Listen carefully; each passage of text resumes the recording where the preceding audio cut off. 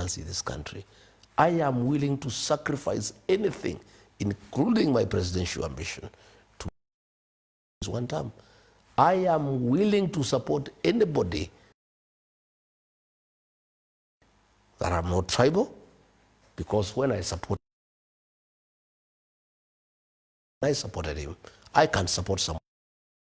I am willing and ready with my supporters to support anyways. You know, my friend, when you build a house, if you want to demolish it, you are the best person to demolish it, because you know where you put steel, where you put less cement. Okay. A builder is the best. If you want to demolish a house, the first person you should call is the one who built it. He will demolish it for you very fast. In case you don't get him, you look at us. They may struggle because they don't know where there is a strong beam, where there's a strong column, where they put a lot of vibration. But we are the ones who made William Ruto president. Okay. And we know how he became president. We know his weaknesses. We know where we can be able to corner him. I think I'm the best person, but I am open. I am game with my colleagues, whatever we agree. But I want to assure you, from my end, I have total commitment to the identification of a single presidential candidate. It's one of the discussions that is going on in Wamanyoro. It's very heated. It's very heated, that discussion.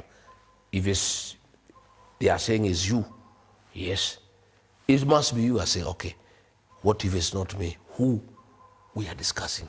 Who are they saying if it's not you? No, that's what I'm saying. That's the discussion. It's going on. It's going on. It's going on. Okay. You're on record saying that you'll be signing a public pact as the United Opposition Principles with the people of Kenya committing to support whoever will be picked. That was my proposal. I believe my colleagues will agree, because I have asked them many times. I have made public pronouncement to say, I regard Gachagua as presidential candidate. If it's not me, I'll support somebody else. I ask my colleagues, you don't put your supporters in a corner. You know, if you say it is you and it's you and it's you, if it is not you, there could be some complication and a fallout. Yes. So what I have done myself, because I'm so genuine and I'm so desirous that we have one presidential candidate, because of the urgency of removing William Ruto from office, because he's bad for the country.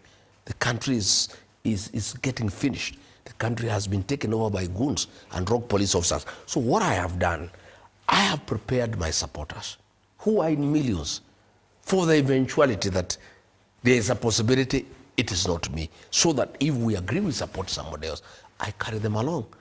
I am tonight once more asking my colleagues that they must continuously pronounce themselves before their supporters, the way I do. And I'm happy I had Kalonzo also having that narrative. We must continue preparing our narratives, that this is a national duty. It's beyond you as a person. It's a sacrifice for the country. For this country to stand, William Ruto must go. For him to go easily, we must have one presidential candidate, not two. Since it is critical, because that is what Kenyans want, it is that it could be them or not them. I think it's not too much to ask. Your take on the Linda Mwananchi faction, and as I ask this, just today, Dr. Fred Matiang'i was hosting a section of leaders from Linda Mwananchi, and optics in politics plays a very big part. Nothing happens by chance.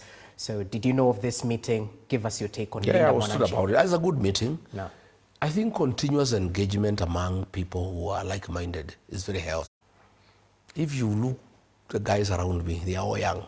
I lead. I am a very genuine leader. When I say I'm mentoring young people, I do it. If you look at Olkalau, I never went to Olkalau myself to campaign. Why is that? I left it to the young people. You know, I've been mentoring young leaders within my region, because I don't want a situation where we could be where President Uhuru Kenyatta left us. President Uhuru Kenyatta did a lot for this country, and we respect him for the work he did for this country.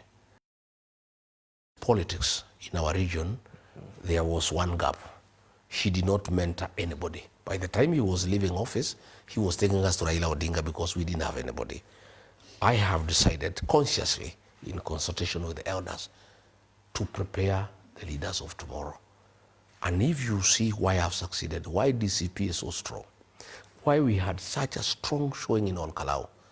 Rigathi Gachagua, the DCP party leader, is surrounded by young, energetic leaders. I feel youthful myself because of the youthfulness around me. In Kalau, I made a conscious decision. I said I've been mentoring some young people. I want to test whether they have come of age. I want to see whether this mentorship program of mine has worked. I asked Senator John Methu, 35-year-old, and you come here, please lead the campaign and get your colleagues. Jerry Minor, 29, 30, Karungo Thangwa, 41, young people. And I'm to date. Among the things I'm celebrating in this win of Garau is the success of my mentorship program, that the leaders I'm mentoring have come of age. In fact, I was under a lot of pressure from the community that Kalau was very important because of the dignity of our community, that if something went wrong, they would be very offended. And they were finding me a bit irresponsible, in fact reckless, that I had left it to that 35-year-old man to drive such an important exercise. And many people urged me to move to Kalau and take charge, but I had confidence that for the last 2 years, I've mentored men and women, young ones, and they have come of age. Okay. And I didn't want to know. Okay. And I told my people, go and deliver. In fact, when William Ruto put too much money and brought the train, they almost chickened out and said, oh, boss, this thing is too important for us. Ruto has put too much money. We have 7 ministers. Please come and help us. I said, no. You guys, I want to see whether you have come of age. This thing, drive it to the end. They reached a point, they panic. In fact, I drove all the way to Nyahururu to go and take over the campaign. They were panicking because of the goodies, because of the money. I went to Nyahururu. And then I changed. I went in a small vehicle. I changed. I went round. I listened. I called them. I said, continue. There's no problem. Today, I want to tell the people, there are people who have been saying, oh, the mountain will not have a presidential candidate, or Rigathi Gachagua can be locked out by the courts. In fact, most members of parliament from the mountain, Akina Faith Getawa and others, they have gone to William Ruto saying, please interfere with the courts and make sure Rigathi Gachagua is barred from ever running, because if he runs, he'll finish us. See what you can do with the court and make sure he is barred from ever running, so that if he doesn't run, the mountain doesn't have a presidential candidate, then it's easier for us to get elected. I have very bad news for you. You people who have been pressurizing William Ruto to interfere with the courts and make sure that I'm not a candidate and the mountain has no candidate, I have very bad news for you. I have young men and women who have come of age. In the unfortunate event that William Ruto interferes with the court process and I'm barred from ever running, I have men and women ready to run. So me and the community will agree, pick one, and I can tell them, those young people I have are more lethal than Rigathi. In fact, a contest between one of my people, the ones I have, they would have a better showing than I as a presidential candidate, because one, they are youthful, they have a lot of energy, and also the country is craving for youthful leadership. So those who have been going to Ruto crying to him that he can use his influence and money to corrupt the courts so that I'm locked out, so that the mountain will never have a candidate for president, for deputy president, I have bad news for you. After my team, because I then there, all my young people, 18 of them were there. From among them, in case they succeed and they say, I cannot, we have men and women, competent, capable, articulate, energetic to be president or deputy president for that matter.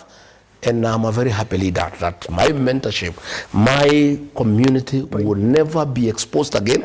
That even if today anything happened to me, even if today anything happened to me, I've established successfully a clear leadership structure that the community will never get convinced. If I'm not there, pick so and so, move on. All right, so you seem to think they're tested, tried. Yeah, those guys are good. Is my team there, I can consult the community, pick one of them to presidential candidate, he'll beat William Ruto in the morning. Since you're so enthusiastic about youthful leadership, there's some who are saying that Edwin Sifuna, the Nairobi senator, is putting the cart before the horse. Masayake bado. No. There are others who are saying he's proved himself. I'm telling Edwin Sifuna not to listen to that nonsense. Edwin Sifuna, please pursue your dream. All dreams are valid. In fact, that is one young man, if given the opportunity, I would also like to mentor. Among my guys, I'm telling you, Rogers, let's be honest. Would you support a Sifuna ticket? Why not? Okay. I am a kind of a person who is so genuine. You know, Kenyans say Rigathi is a truthful man. I am one leader who is not threatened by youthful people. The kind of method, Karongo, Jerry, the people I have mentored, not many leaders would agree. They would feel threatened.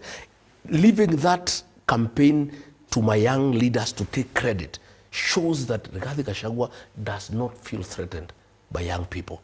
And I will never steal for growth of young leadership. I want to encourage Edwin Sifuna, Akina John Metho, Jane Njeri, Karungo Thangwa, Cleophas Marara, Babu Owino, all these youthful people. Please, the time is now. Let people not tell you that you are leaders of tomorrow. No, don't listen to that nonsense. The time is now. I look forward to sitting with Edwin Sifuna and listen to him. I've sat with Babu, I've listened to those young people. I've sat with people that I work closely with. I believe that the greatest resource for our country is our youthful population. We have got good leaders. They have no history of corruption. They are not tainted. They are not tribal. They have no beef with anybody. They are not vengeful. What a resource for this country. Then why caution? We are not short of options. Why would you caution the governor of Murang'a? No, the governor of Murang'a would have fallen into a government scheme without knowing. The chairman of IBC had threatened to cancel the by-election if there is violence. I am a consumer of intelligence. I was deputy president. I was also a civil servant for the longest. I have serious network within government. Actually, I have more information than William Ruto most time. William Ruto is too busy doing business deals. He doesn't know what's going on in the country. I had information that William Ruto had told Ethicon to try to cancel that by-election because it was not going well. That is why he issued a press conference saying, if there is violence, I'll cancel this election. They had planned violence that weekend.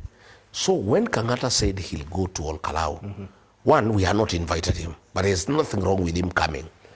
I actually sent him a message through the Senator Jonyoto.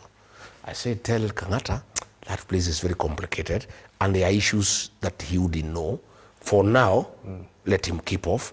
Let it remain a local affair. Because even I, and the party leader, have not gone to campaign for my candidate because I know what is happening.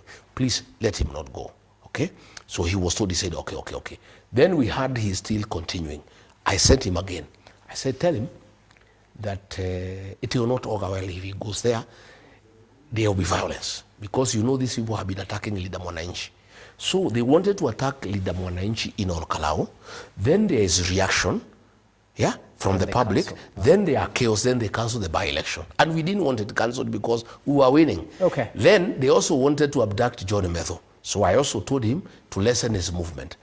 Even myself, they wanted I go there, they attack me. I lessened my movement. So we outwitted the government through a lot of adverse intelligence. So when my younger brother, Kangata, did not respond positively, and he decided to go ahead, I had to admonish him publicly for him to stop. And he did well, but he decided to go to Nyahururu. You saw what happened? So I am somebody, people of Kenya know, if Rigathi tells you your wife is pregnant, please buy diapers. Okay. If Rigathi tells you don't go to Olkalau, there will be violence, right. Please don't go. Okay, Rigathi, when let's move on. Rigathi tells tourists, for now, please, wait a little bit for us to fix things, you listen to me. I'm a very responsible leader and I have too much information. I am a walking box of information. Kenyans give me a lot of information. I have very loyal police officers. Okay. I have loyal intelligence officers who love this country and who see me as a protector of this country, and they give me information to forestall bad things that can happen in this country.